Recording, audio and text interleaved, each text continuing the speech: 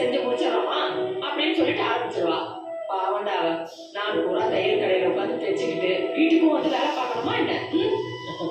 சரி சரி, என்ன விஷயம் சொல்லு. அப்பா நீ என்ன சோறு என்னடா திடீர்னு இப்படி ஒரு கேள்வி கேட்டுட்ட? சொல்லுமா, என்ன நினைச்சேன்? சும்மாதாமா சொல்ல. என்ன நினைக்க முடியும்?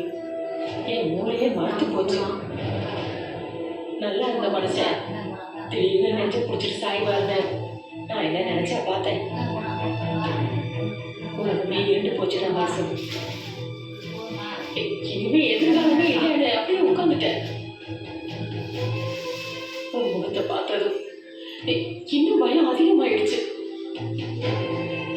ஆனா அதே உன் முகத்தா வாசு